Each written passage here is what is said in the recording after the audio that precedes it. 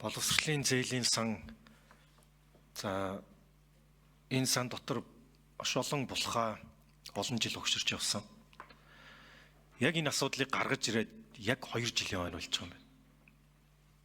2 жилийн яг 2 жилийн өмнө 3 сард энэ гаргаж ирж байгаа.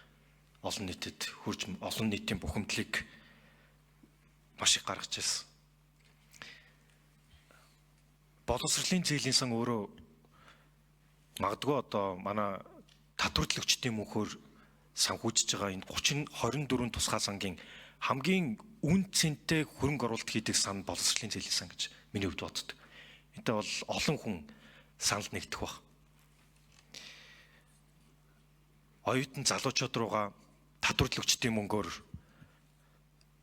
хөрөнгө оруулалт хийгээд эргэж өндөр боловсролтой иргэн болоод эх орондоо хувь нэмрээ оруулахад нь гүүр нь болдог. Энэ боломж бол дандаа боловсролын зээлийн сан байж ирсэн. Ийм зорилготойгоор анх 1992 онд байгуулагдсан түүхтэй. Харамсалтай нь энэ 30 жилийн хугацаанд эн чинь бүгдийн нийлүүлээд тооцох юм бол баг 1/80 гаруй төгрөгийг татварлагчдын мөнгө гэсэн үг. Зээл санхүүгийн дэмжлэг болгож тэ. Энэ дотор зээлж орно, тэтгэлэгч орно, буцалт хөдөлсөлмжч орно, хэлбэрээр олгосон. Харамсалтай нь энэ их мөнгөний энэ 1/80 татварлагчдын мөнгөний хуваарлт бол дандаа шудраг бус, ил тод бус. За энэ дотор бол одоо үнэхээр л дарга цэрэг нарын хүүхдүүд авсан ардын хүүхдэд очтгүй ийм яг л ийм л жишг явж ирсэн. За өнөөдөр ч гэсэн боловсролын зээлийн сангийн асуудал гаргаж ирээд 2 жил болж байхад дөрвтэй шийдэл гараад шийдэгдсэн үйл бүгдээр асуултын тэмдэгтээ одоо байсаар л. За өнөөдөр боловсролын зээлийн сангийн дотоод зээл бараг 500 гаруй гарсан одоо их тэрбум төгрөгийн зээл олгогдсон. Иргэн төлөлт нь 98%. Оюутан хөгжлийн зээлээр зээл авсан сурагчид бол иргэн төлөлтөө маш сайн хийдэг. Хэрвээ иргэн төлөхгүй бол дипломыг хураадаг.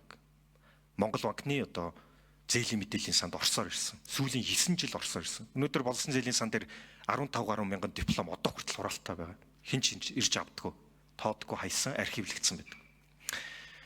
Гэтэл гадаад зээл нэгсэндээ гадагшаага сургуульд явхад хүүхдүүдэд санхүүгийн дэмжлэг болгож өгсөн 2500 гаруй хүүхдийн 360 орчим тэрбум төгрөгийн асуудал бол иргэн төлөлт нь 4% хүрэхгүй л ийм л дүнтэй байна. Энэ асуудлыг гаргаж ирснээс хойш иргэн төлөлт сая сайдын үгэн дээр дурддагдаад байна л да.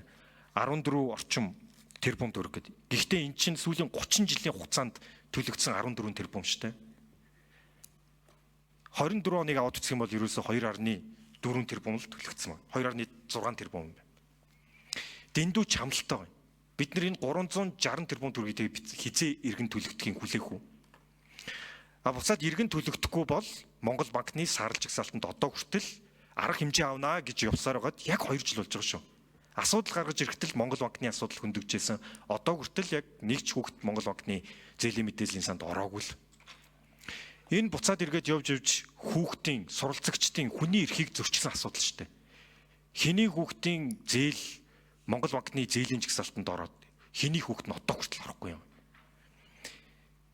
Энд бүр том утгаараа харах юм бол үндсэн үйл зөрчсөн асуудал явж байгаа байхгүй. Тэгэхээр энийг ямар нэгэн шийдэл гаргаж бид нар заавал засах ёстой. Энэ дээр олон нийтийн хүлээлт байгаа шүү. Монгол банк, боловсролын яам гэсэн 2 төрлийн байгууллага яагаад мэдээлэлээ солилцож болдгоо. Асуудал төвшүүлж гаргаж ирээд 2 жил болж байхад одоо хүртэл тэр хүүхдүүдийн судалгаа хийж байна гэдэг. Тэгээ авилгалтай тэмцэх газар ерөнхий прокурорын газар бас хамтарсан ажлын хэсэг гараад 1600 гаруй хүнийг ярилцлаганд дуудсан байдаг. Үр дүн нь одоо хаана байгаа юм бол?